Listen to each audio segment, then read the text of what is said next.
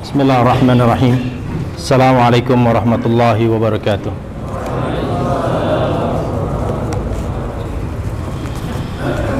Innal hamdalillah nahmaduhu wa nasta'inuhu wa nastaghfiruh wa na'udzu billahi min shururi anfusina wa sayyiati a'malina.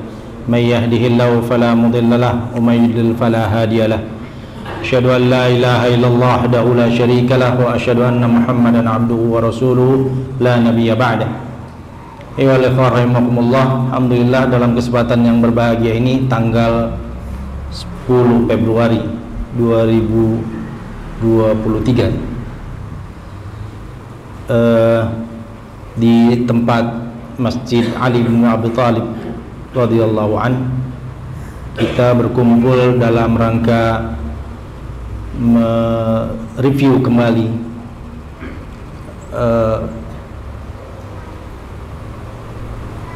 titik nol kita dalam melangkah di kehidupan kita sekarang ini.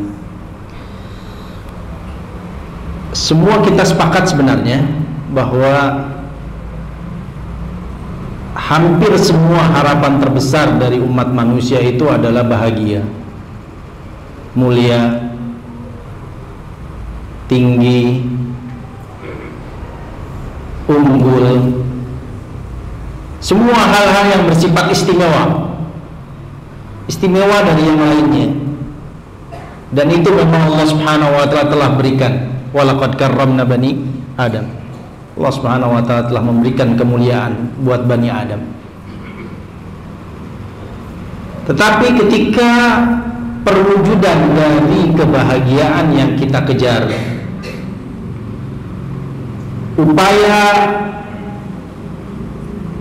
meraih kemuliaan yang kita inginkan, kita dihadapkan dengan tiga realita yang terus bergulut dalam kehidupan kita. Apa yang saya maksud dengan tiga realita itu?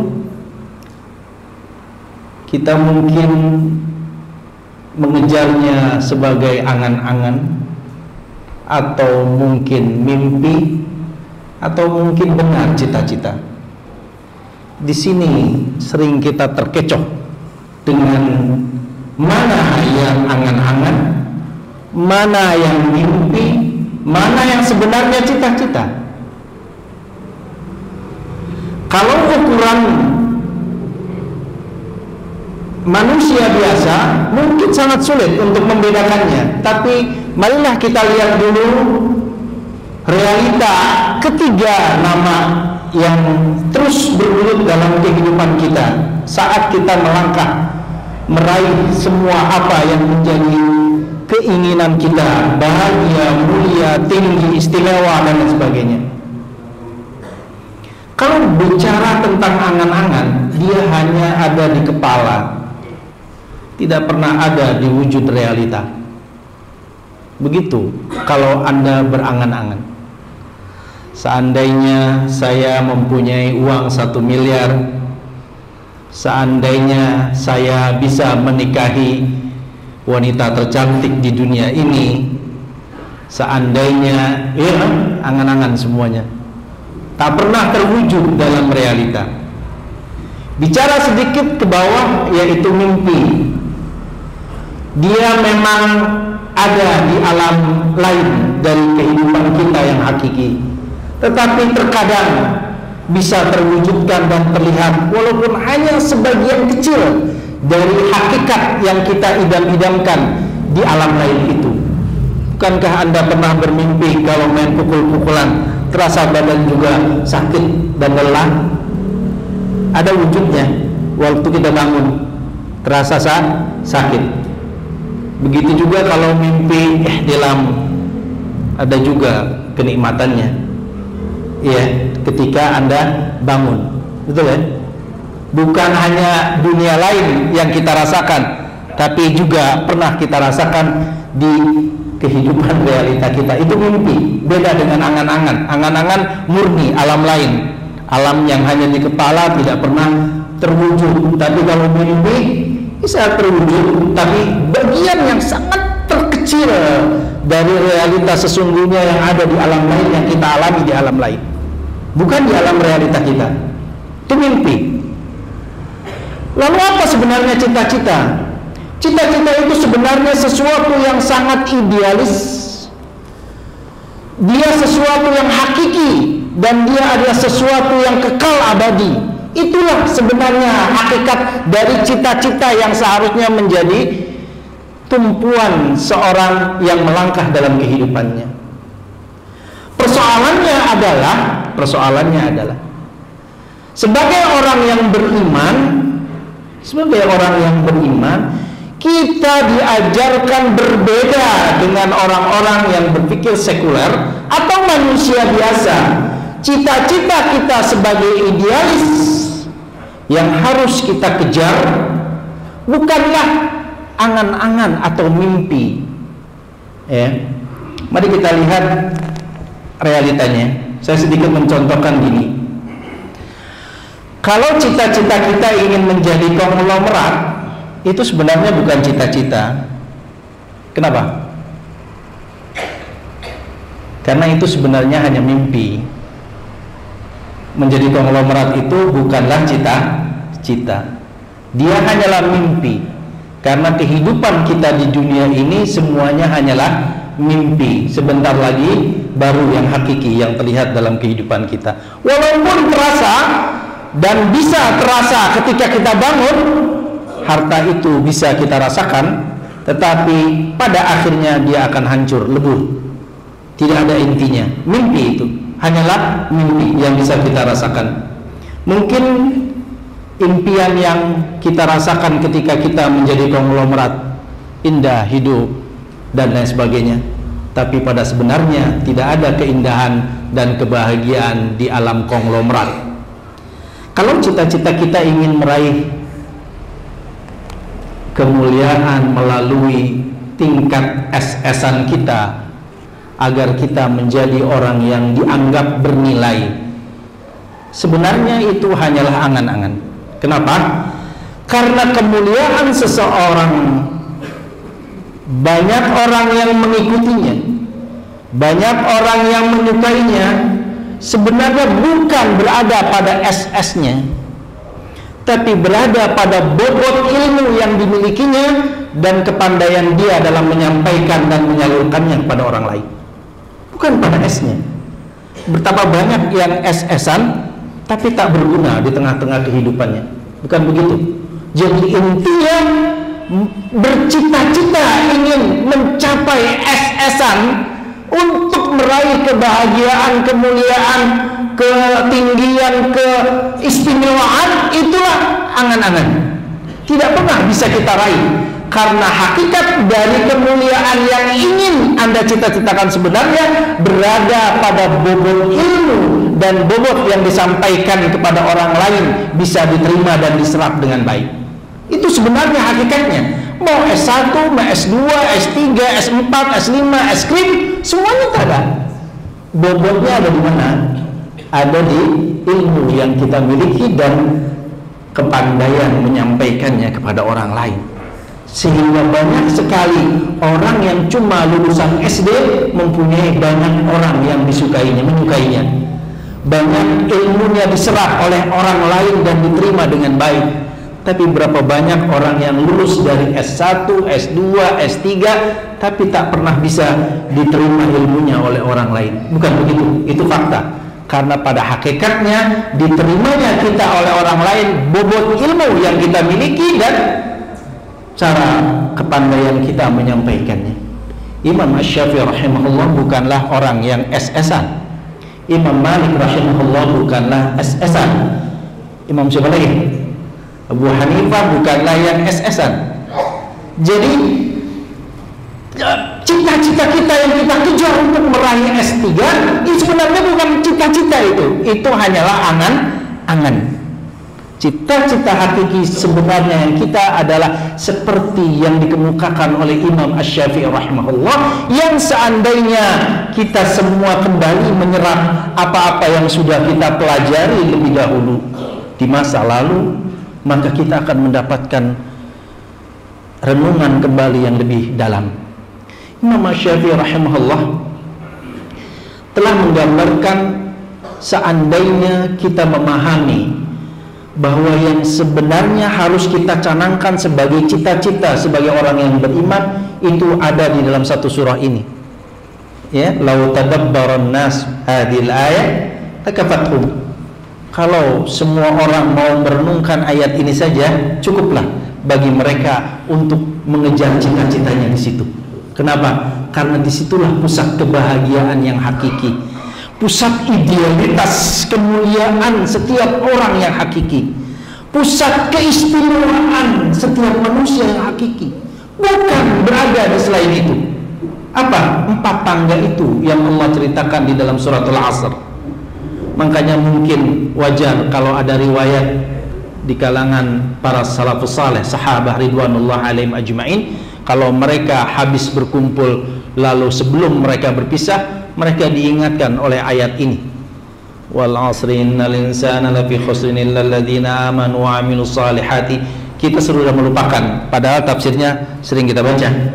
Wal 'asri innal insana lafi khusrin illal ladzina amanu wa 'amilus salihati. Saya tidak akan membahas tafsirnya. Saya hanya ingin membahas bahwa Imam Asy-Syafi'i rahimahullah mengingatkan kita bahwa cita-cita seorang yang mindsetnya beriman itu bukanlah pada cita-cita mengejar kebesaran harta, bukanlah cita-cita mengejar kebesaran prestise, derajat keistimewaan kuliahnya, atau bercita-cita mengejar dalam tanda petik silsilah dari orang-orang yang mulia sebelumnya.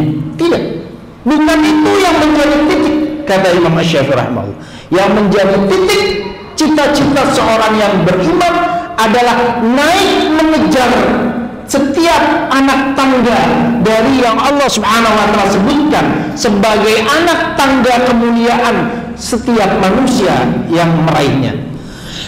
Dan setiap anak tangga yang kita lewati menuntut kita untuk naik ke anak tangga yang selanjutnya. Seandainya kita tidak naik, maka kita akan jatuh hancur. Walaupun kita berada di tangga yang pertama, kedua, ketiga, tapi kita tidak naik selanjutnya, maka akan jatuh lagi dan runtuh lagi ke bawah. Mari kita lihat. Tangga pertama yang diceritakan di dalam ayat ini adalah tangga iman. Imanlah yang menjadikan setiap manusia yang bercita-cita bahagia, yang bercita-cita istimewa, yang bercita-cita ingin mulia ada di pintu iman, di anak tangga iman. Ketika Anda naik ke anak tangga iman, di situ Anda baru meraih satu anak tangga keistimewaan, kemuliaan dan kebahagiaan insan. Bukan yang lainnya di tangga iman. Apa di tangga iman ini? Ilmu yang diyakini dari wahyu ilahi, bukan ilmu selain iman. Ya, ilmu yang diyakini dari wahyu ilahi. Cukuplah nasihat dari seorang sahabat ridwanullah alaihim ajma'in, Ali bin Abi Thalib radhiyallahu anhu, yang diriwayatkan mengingatkan kepada Kumail. Walaupun hadis ini diperselisihkan oleh ulama, terutama zaman-zaman sekarang, kalau ulama dulu banyak meriwayatkannya tanpa menyebutkan kedhaifannya, ya, kecuali beberapa ulama saja. Misalnya saya sebutkan di sini Ibnu Abdul Bar misalnya, ya, hadis ini dibilang masyhur, nggak perlu dicek lagi lah sanadnya katanya gitu. Ya. Ibnu Qayyim al-Jauziyah juga membahas tentang riwayat ini. Asy-Syanqiti rahimahullah juga meriwayatkan. Tetapi ada seorang ulama di zaman ini namanya Adil bin Yusuf al-Azzazi menyatakan hadis ini dhaif. Ya, karena Kumail bin Ibnu Kumail ini adalah orang, Kumail bin Ziyad an-Nakhai, itu kalau riwayatnya dari Ali bin Abi Thalib pasti dhaif karena dia tasyayyu, dituduh dekat kepada Syiah. Jadi kalau riwayat dia dari Ali bin Abi Thalib itu hadisnya dhaif. Tapi di sini sebenarnya ada satu perawi namanya Thabit bin Abi Safiyah At-Tsumali. Dialah yang majhul, ya. Bahkan Syekh Albani mengatakan munkar. Tapi saya tidak akan mempersoalkan itunya. Saya hanya ingin mempersoalkan apa ya isi yang terkandung di dalamnya. Kalimat ini diucapkan dengan sangat tajam, ya. Ya Kumail ibn Ziyad, inna hadhil quluba aw'iyah. Hati-hati kita ini adalah aw'iyah, tempat penyimpanan. Fa khairuha aw'aha.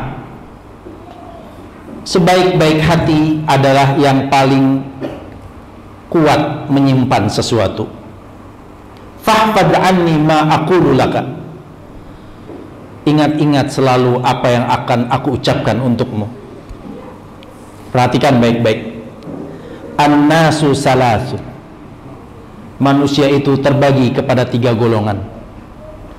Fa'alimun rabbaniyun, alim rabbani, wa muta'allimun ala sabili najatin, seorang yang belajar di jalan keselamatan, dan wahamajun ra'aun atba'u kulli na'iq, dan orang yang tidak berguna, orang yang rendah dan hina, yang hanya mengekor setiap suara di belakangnya.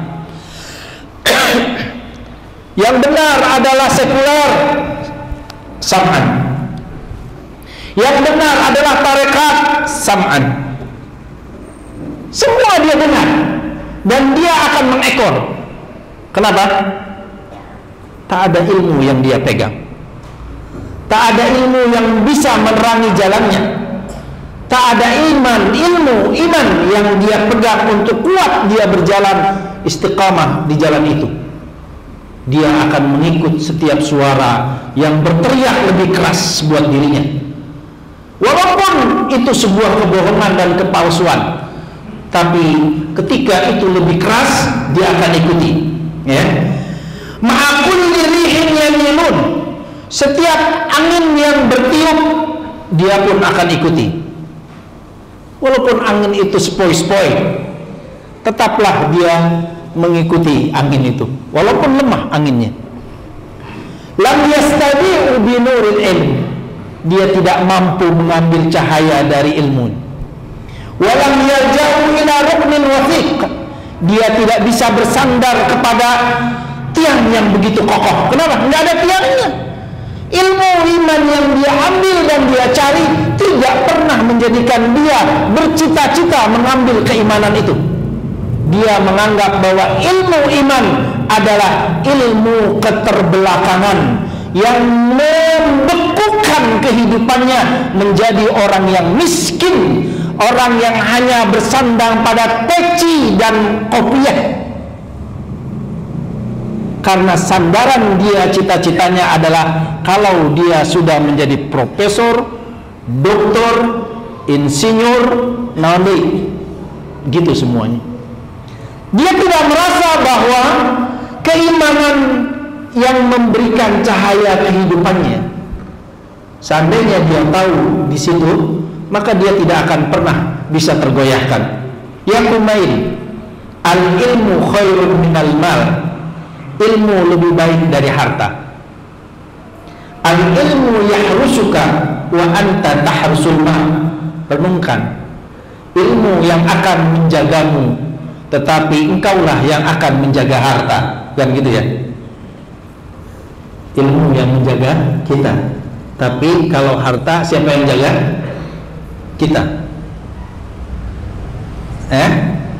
Harta yang setiap saat kita bawa dan kita cari dan kita kejar, kita yang menjaganya.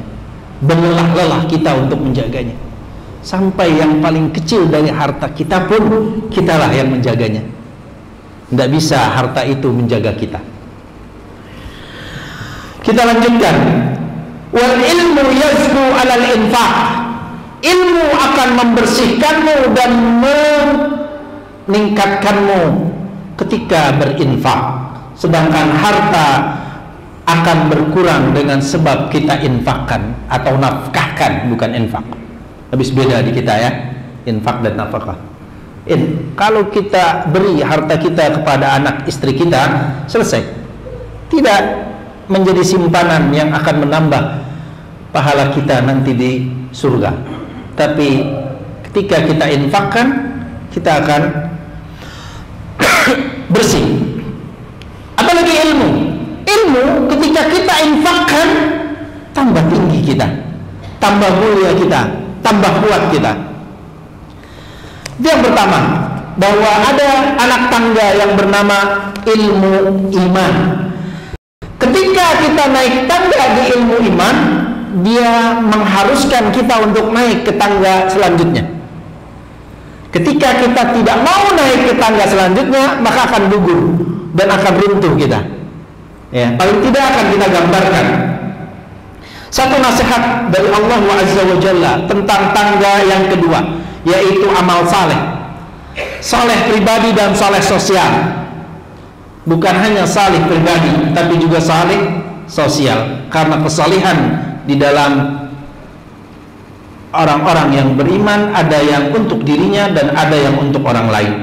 Amman huwa qanitun ana al-laili sajidan wa qa'iman yahdarul akhirah wa yarju rahmata rabbih kul hal yastawi alladhina ya'lamuna wal ladhina la ya'lamun innama yatadhakkaru ulul albab. Adakah orang yang qanitun ana al-laili wan nahar, dia berdiri sujud ruku di hadapan Allah siang dan malam karena takut dia mendapat kecelakaan di akhirat dan hanya mengharapkan surga Allah Azza wa Jalla, rahmatnya. Katakan, hal yastawi alladhina ya'lamuna wal ladhina la ya'lamun. Allah mengatakan yang berilmu adalah yang qanitun ana al-lail wan nahar sajidan wa qa'iman. Yang berilmu adalah yang mengamalkan ilmunya, yang beramal saleh. Yang tidak beramal saleh walaupun berilmu tapi la ya'lamun, tidak berilmu. Allah sebutkan ayat ini. Disebutkan dulu amalnya, baru disebutkan hal yastawil ladzina ya'lamuna wal ladzina la ya'lamun. Ketika Anda meraih ilmu iman, mengejar ilmu iman, maka Anda dituntut untuk naik. Mau tidak mau, Anda diharuskan untuk naik ke tangga yang kedua, yaitu beramal saleh. Ketika tidak beramal saleh, maka runtuh seluruh ilmu yang kita kejar pada saat yang tangga pertama. Ada sebuah bait syair yang mungkin berlebihan karena didasarkan adanya hadis dhaif yang dipahami oleh beberapa ulama pada masanya di sekitar abad ke-7, sekitar abad ke-78, tahun 700-an. Mungkin yang pernah belajar ada namanya Matan Zubad, ya, ditulis oleh Ahmad bin Husain bin Ruslan, yang lebih kenal Ibnu Ruslan. Ini ada satu satu ancaman yang sangat mengerikan didasarkan pada hadis dhaif, tapi kita akan meluruskannya pada makna yang sesungguhnya. Mari saya bacain sedikit ya, supaya ada gerakan sedikit dari diri kita. Alhamdulillahi dzil jalali wa syari'il harami wal halali, thumma salatullahi ma'salami ala nabiyil mustafa tahami Muhammadil hadi minad dalali wa afdalis sahbi wa khairi ali. Pembukaan hamdalah salawat selesai ya, baru kita mulai. Wa ba'du hadza zubadun nazamtuha, ini adalah zubad yang aku buatkan nazamnya ya. Abyatuha alpun bima qad zittuha, baitnya ada 1000 walaupun ada sedikit tambahan. Takfi ayashulu hibduha alal atfali, yang mudah dihafal untuk anak-anak kecil. Nafi'atun lil mubtadir rijali, insya Allah bermanfaat buat pemula yang sudah dewasa. Takfi ma'at taufiqi lil mushtaghili, cukuplah bagi orang yang mushtaghil, orang yang sibuk dengan ini, ma'at taufiq, jika diberi taufik oleh Allah Subhanahu wa ta'ala, in fuhimat wa utbi'at bil amali, jika dipahami bait-bait ini dan jika diikuti dengan amal. Jika diikuti dengan amal, orang yang sibuk pun insya Allah dapat taufik dari Allah Azza wa Jalla. Fa'mal walau bil usyri kaz zakati, amalkanlah walaupun 1/10 seperti zakat. Zakat punya harta walaupun 1/10 ada zakatnya, ya. Tahruj bi nuril ilmi min dhulumati, niscaya Anda akan keluar dari cahaya ilmu, dengan cahaya ilmu dari kegelapan. Fa'alimun bi ilmihi lam ya'malan mu'adzabun min qabli ubadil wasan. Orang yang memiliki ilmu tidak mengamalkan ilmunya akan diazab sebelum para penyembah berhala diazab. Sadis, ya? Ini karena didasarkan pada hadis yang dhaif, yang dipahami oleh selevel ulama Ibnu Ruslan. Pada masa 700-an itu sudah banyak hadis-hadis dhaif, palsu semua beredar, sehingga yang ditangkap oleh para pengumpul ilmu ya berarakan. Sama mungkin seperti kita udah campuran ilmu, udah banyak banget di sini, tapi ya campur tadi, yang palsu masuk, yang dhaif masuk, yang munkar masuk gitu ya, bahkan yang paling paling buruk juga udah masuk gitu. Kenapa? Di sini ada hadisnya yang mungkin nanti buat tambahan teman-teman yang mau memahami hal ini. Ada sebuah hadis yang diriwayatkan oleh Abu Nuaim. Hadis ini munkar, ya. Az-zabaniyah asra'u ila fisqatil qurra. Zabaniyah, malaikat Zabaniyah lebih cepat menyiksa para qurra yang fasik, maksudnya ulama yang fasik. Minhum ila ubadil wathan, lebih cepat menyiksa dibandingkan para penyembah berhala. Fayaqulu, para ulama ini mengatakan, yubda'u bina qabla ubdatil wathan, yang dimulai disiksa kita duluan sebelum para penyembah berhala.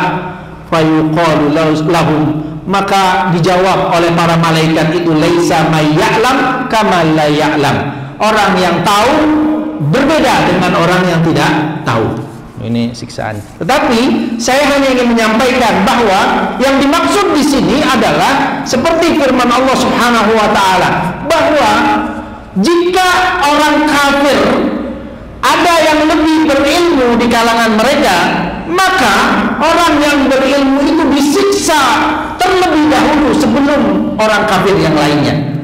Karena orang yang berilmu memiliki level yang berbeda dibandingkan orang yang tidak berilmu.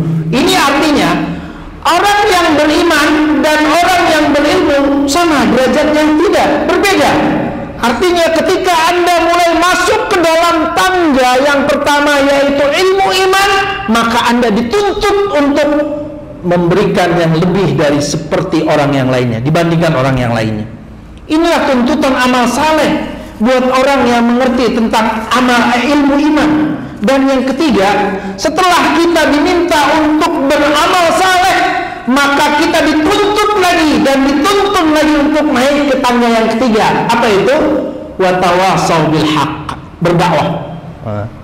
Jadi dakwah adalah bagian tuntutan dari orang yang bercita-cita sebagai orang yang beriman untuk mencari kebahagiaan, kemuliaan, keistimewaan di kalangan makhluk lainnya.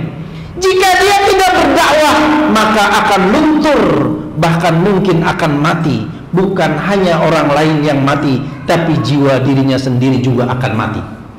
Jadi dakwah adalah sebuah konsekuensi logis yang tidak mungkin bisa kita tinggalkan. Ketika kita mulai masuk ke dalam ilmu iman, kita akan dituntut dan dituntun untuk naik ke amal saleh. Ketika kita mulai suka amal saleh, maka kita dituntut untuk naik ke dalam dakwah bil haq.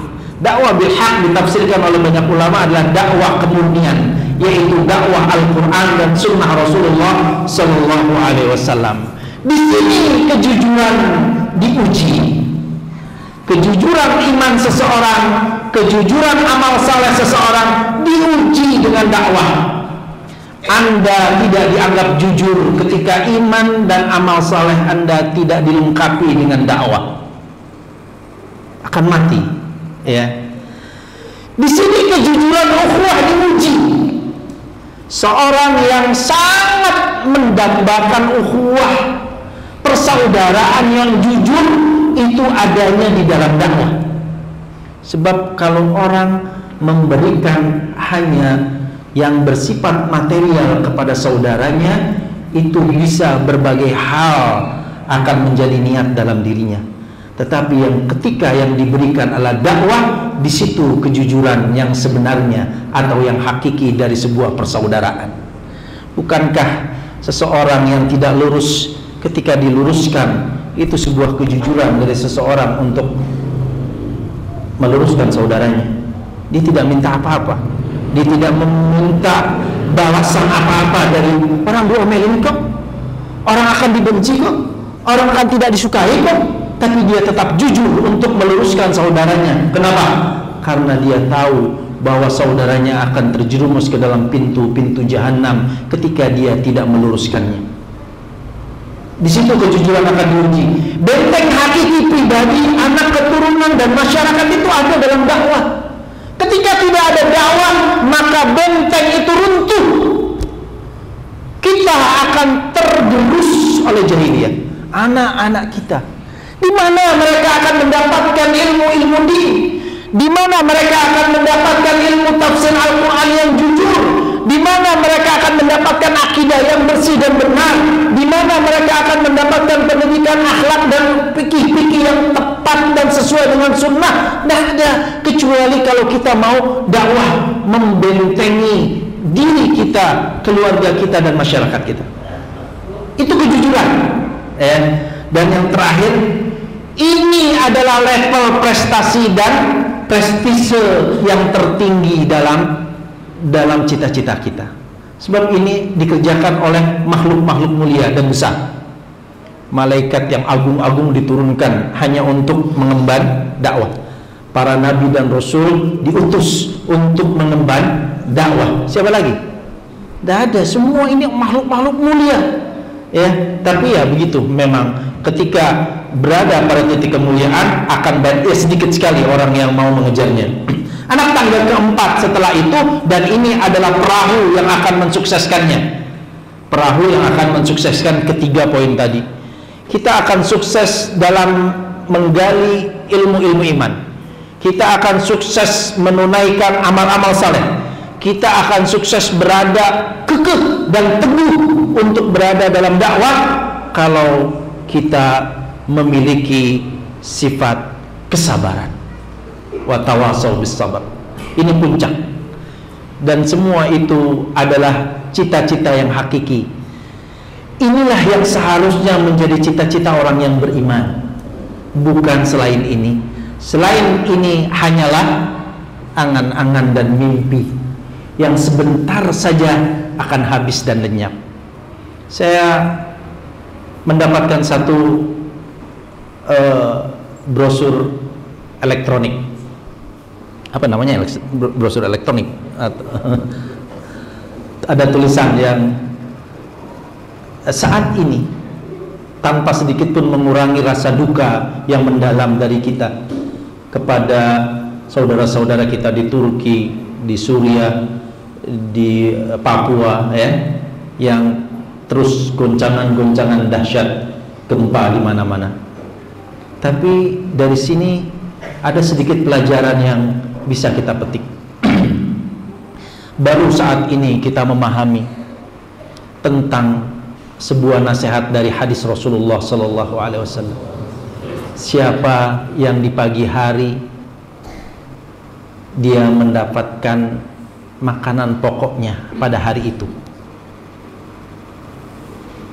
sehat menyelimuti dirinya pada saat itu saja, dan rasa aman dari kehidupannya, maka dia telah meraih dunia seutuhnya. Itu terasa ketika dialami oleh saudara-saudara kita sekarang di Turki. Semuanya lenyap dalam sesaat. Tapi kita tidak pernah bisa mensyukurinya kalau kita tidak pernah diuji dengan hal itu. Yang bisa mengerti dan bisa merenungi hakikat dari hadis Rasulullah SAW itu adalah mereka. Sebelum itu semua Allah timpakan kepada orang-orang yang sekarang masih berada pada kondisi yang tiga itu dimiliki. Kita masih bisa makan dan minum pada pagi hari ini. Kita masih memiliki rasa aman di hari ini.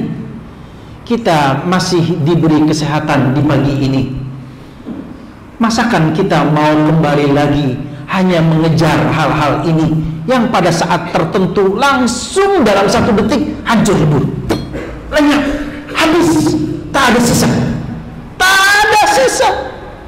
Anak yang selama ini kita gendong baru 2-3 bulan lahir, senyumnya, tangisnya, air matanya, lentik tangannya, kakinya yang halus, habis satu detik, selesai. Tak bisa kita jaga, tak bisa kita pelihara, kecuali dengan 4 komponen tadi. Ambil ilmu iman yang benar, teruskan dengan amal saleh, jaga semua nikmat itu dengan dakwah, dan tetapkan langkah kita untuk tetap sabar di dunia ini. Insya Allah, Allah akan selamatkan baik kita, keluarga kita, masyarakat kita.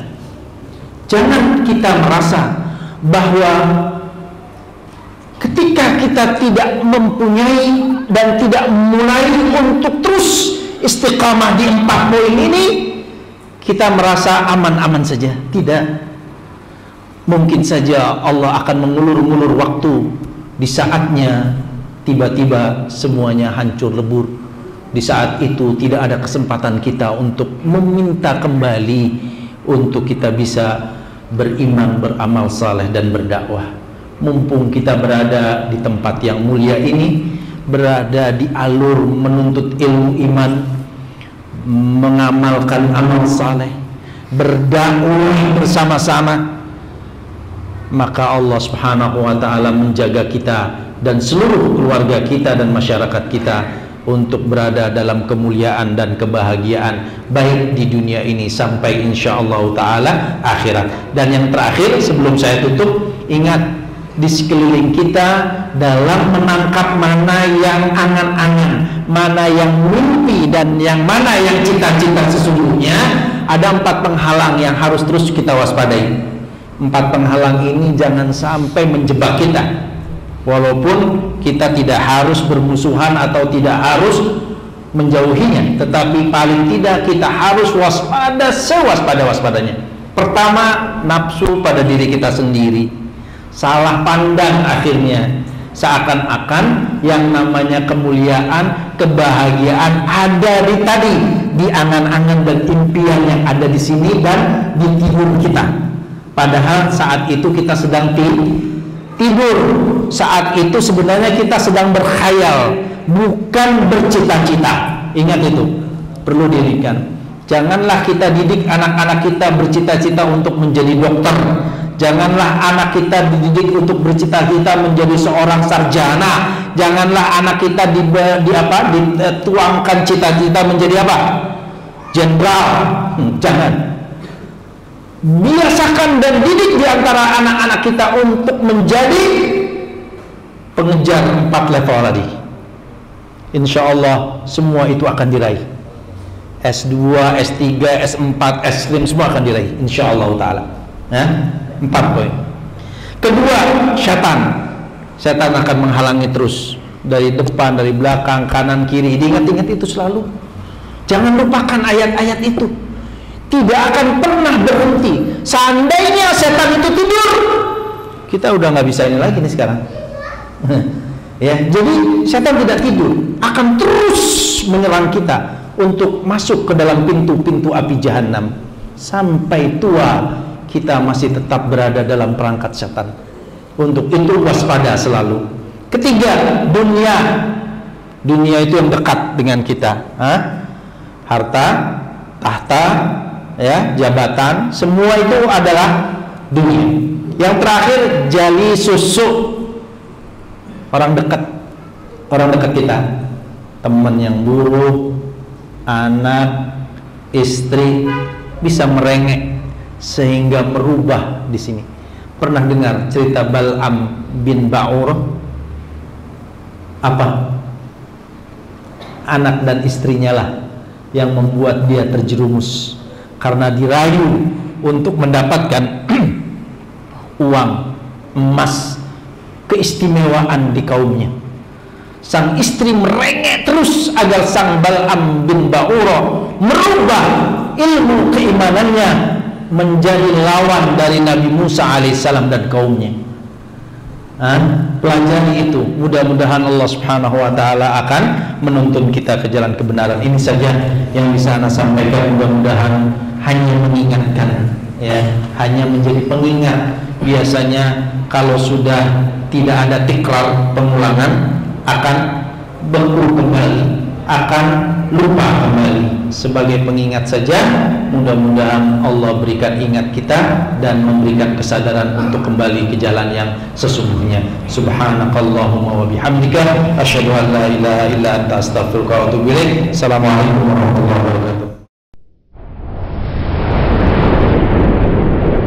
Azmi TV, media kebangkitan Islam.